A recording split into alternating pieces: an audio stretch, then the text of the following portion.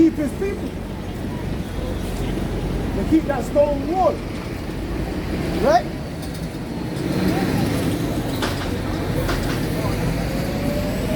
So,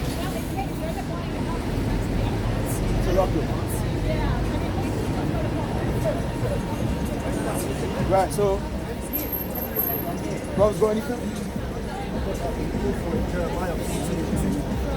Yeah, that's like 14 and 2. That's a 16 and 2, but it's 14 and 2. So that's go on. Jeremiah chapter 14, verse 2. Through the morning, and the gates thereof language, they are black unto the ground, and the pride of Jerusalem is gone up. And their nobles have sent their little ones to the waters. They come to the pits and found no water. They returned with their vessels empty. They were ashamed and confounded and covered their heads, because the ground is chapped. So there is no rain in the earth. The plowmen were ashamed. They covered their heads. That's the point you want. Read verse 2. Jeremiah chapter 14, verse 2. Through the morning, and the gates thereof language. The gates thereof language mean our gates are the fences that been brought low. Right? And the fences have been brought low as a people, man. That's it. No. Sort of spiritual. Go on, respect you. The gate, Go on. and the gates thereof language, they are black unto the ground. I know. The pride of Jerusalem is gone up. Right, so they're black. When you look at the word black, the word is put dark, which means dark skin. Yes. The Jews are dark skinned like the ground. They're dark like the ground. Showing you that the Jews, showing you the outward appearance of the Jews, that they're dark skinned. Right? So now, so that's that. Now, get Isaiah chapter 5, verse 1. Let Ahab get that. Chapter 5, verse 1. Verse 1. The book of Isaiah, chapter 5, verse 1. Now will I sing to my well-beloved a song of my beloved touching his vineyard. My well-beloved have a vineyard in a very fruitful hill. The Most High has a vineyard in a very fruitful hill. What's the vineyard? The vineyard is the Israelites. We're going to go into that. But the fruitful hill is talking about who? Talking about what? The land of Israel. That's the fruitful hill. But now, is it fruitful now? No, it's not. Why? Because the heathens are in this. You got them Scamalakites, right? The so-called JOOSs in there, the men in black over there, professing themselves to be us. Yeah.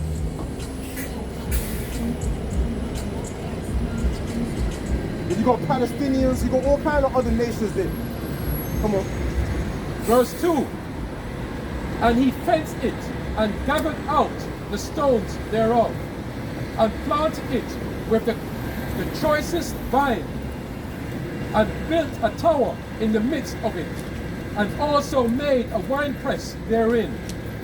And he looked that it should bring forth grapes, and it brought forth wild grapes. Right, stop through that verse again. Isaiah 5 verse 2. And he fenced it and gathered out the stones thereof. The Lord fenced Jerusalem and gathered out the stones. What are the stones? The heath, thank you. The Canaanites. He cast them out. Come on. And planted it with the choicest vine, and built a tower in the midst of it. Now what is the tower? The Lord built a tower in the midst of it. Now look up the word tower in that verse. In the blue letter. And see what come up. Isaiah 5 Verse 2. Isaiah chapter 5 verse 2.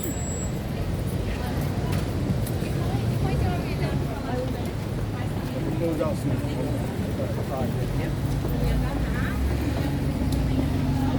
Genesis is so long, you can't even keep it. Yeah. I was supposed to get through it, man, and I couldn't even get through half of it. At that time, we represent Mount Zion. Tower. Right, Strong's G 4026. Tower. And it says, Tower. Elevated.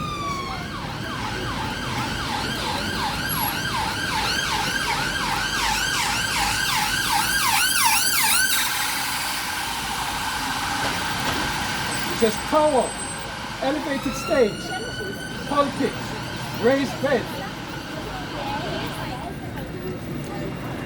That's brilliant. Do that again. Tower, elevated stage, pulpit. Who's standing in the pulpit? The watchman. When you go to church, who's in the pulpit? The elevated stage. What's a pulpit? So look up the word pulpit. Someone look up pulpit.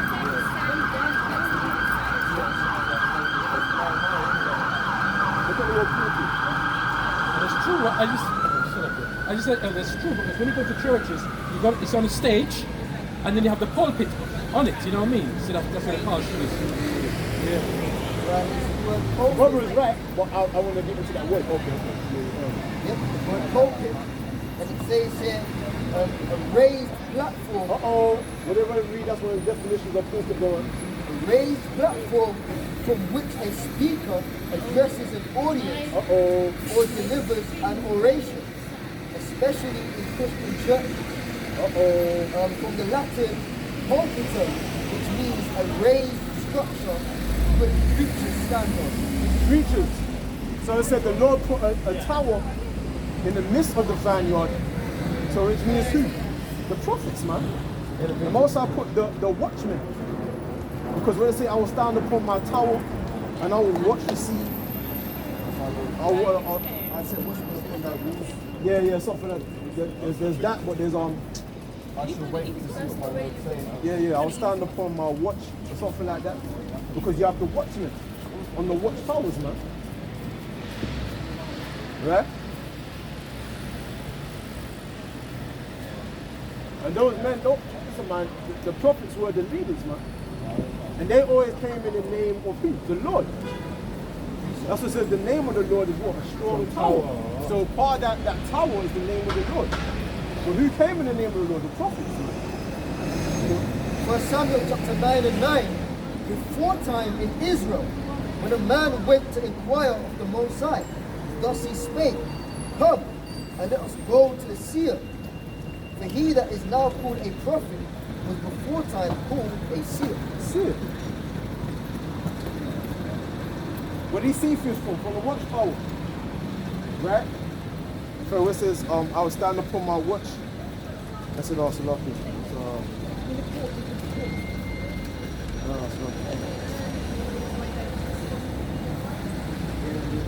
Yeah, this is on. So lucky. Habakkuk chapter 2 verse 1. I will stand upon my watch and set me upon the tower. I will watch to see what he will say unto me and what I shall answer when I am reproved. Right? So, and Habakkuk, what was he? He was a watchman. He was a prophet. He was a seer. Contemporary of Daniel. Yeah. He was a preacher. Habakkuk, was it Habakkuk that was with during the time of Haggai, during the time of the reconstruction of the first temple? Habakkuk, was it Habakkuk? Wait, let me see that come on.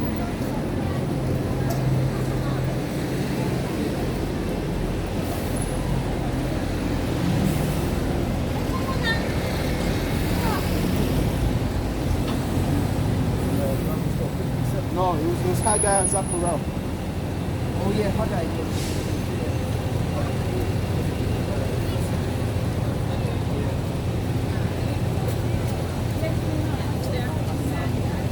I think Habakkuk came, he was on the scene during the time of the Babylonians. Yeah. BC 66. BC 626. Which means the time of the Babylonians. He was on the scene during the the time of the ancient Babylonians. All right, come on. Proverbs chapter 18 and 10. The name of the Lord Yahweh is a strong tower. The righteous runneth into it and is safe. That's the prophets, man. Prophets will run into that tower. What they say, I think it says I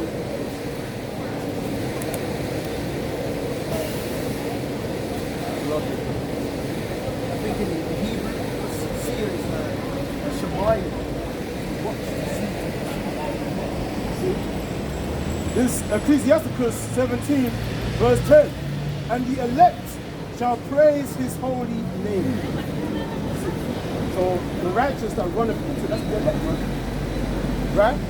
So going back to Isaiah chapter 5, about the Most High put a tower in the First, as you go in Psalm 62 verse 6, He only is my rock and my salvation. He is my defense. I shall not be moved. Same strong tower. Yeah. Right. Give me Psalms 18 verse 2. Psalms 18 verse 2. Right. 18 verse 2. This is Psalms 18 verse 2. The Lord is my rock and my fortress and my deliverer, my power, my strength, in whom I will trust, my buckler and the horn of my salvation, and my high tower. And my high tower. I will call upon the Lord Yahweh Hashem Yahushai, whom is worthy to be praised. Right.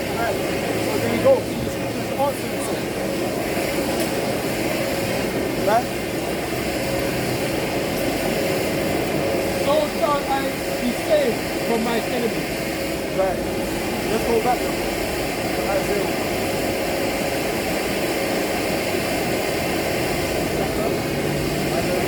Isaiah 5. Middle of verse 2. Let's go to the bottom.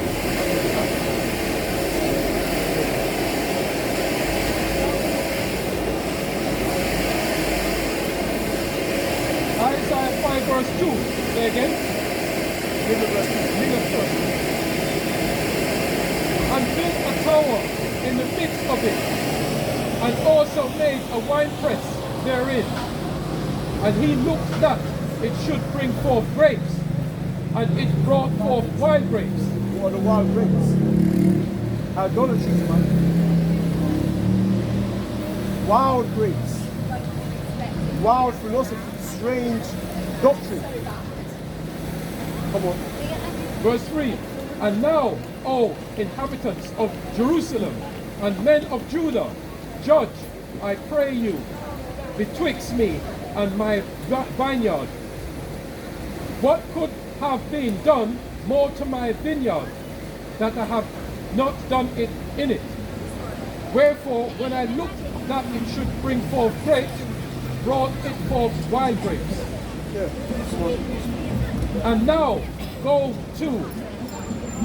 I will tell you what I will do to my vineyard. I will take away the hedge thereof, and it shall be eaten up, Right. and break down the wall thereof, and it shall be trodden down. You're trodden down of who? Gentiles. The Gentiles. The Gentiles, meaning what? The Roman legions will come through and burn down the temple. Right? And take away the holy vessels out of the temple. Right? The menorah, the gold, everything like that. They'll slaughter our people by the thousands and lead some of our people into captivity and put them in the Colosseums. You had all that. You had different wars that were fought, like the city of the Battle of Masada, the siege of Jerusalem.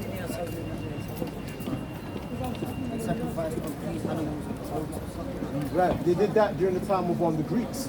Because the Greeks didn't burn down the temple. They defiled it. The temple was defiled. It wasn't burnt down. The temple was burnt down during the time of the Babylonians first, and then the Romans. But it's only the last couple of years, about 40 years, myself. So read on. Verse 6. And I will lay it waste. It shall not be pruned nor digged. But there shall come up briars and thorns. I will also command the clouds that they rain no rain upon it. Yeah, because that's the part of the curses. When we went off, the Most High commanded no rain, that the heavens would not show forth his blessings. Come on. And when there's no rain, what happens? Yeah, no crops. Well, that means even the cattle starve. That can cause a lot of death, that can cause famine. That happened in the time of Joseph, didn't it? He had the Pharaoh had the vision, and Joseph broke it down saying, yeah, there's going to be 7 years of plenty and 7 years of famine. So that's how Joseph became well-regarded, because he took precautionary measures, and Egypt became rich because everyone was coming to them to buy corn and grains and stuff. Which is why when his brothers came up, that's what they were doing, trying to buy grain. Last verse we call it. Verse 5, 7. For the vineyard of the Lord our power of hosts is the house of Israel, and the men of Judah, his pleasant plant. And he looked for judgment, but behold, oppression, for righteousness, but behold, a crime. Yeah, so that's what happened during the time of Adam. The same thing reiterating throughout history with our people. The Most High give us laws, then we say, hold our middle finger up to the Lord, and then we start worshipping idols, and the Lord spews us out of that land. The same thing. The same thing are going on, but it's metaphorically broken down. There's no new thing under the sun. Yes. Alright? Can I just read 8, yeah? Yeah, let me go for that. Woe unto them that join house to house, that lay field to field, till there be no place, that they may be placed alone in the midst of the earth.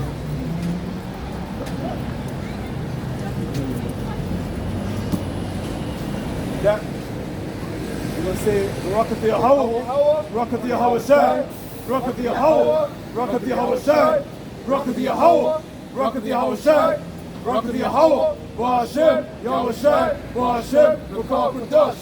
One Yasharala, one Yasharala, one Yasharala, one Yasharala. Yahweh Hashem, Yahweh Shai, Ba'ashem.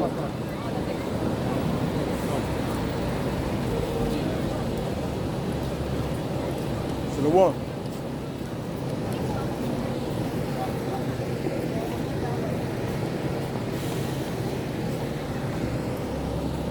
To the one.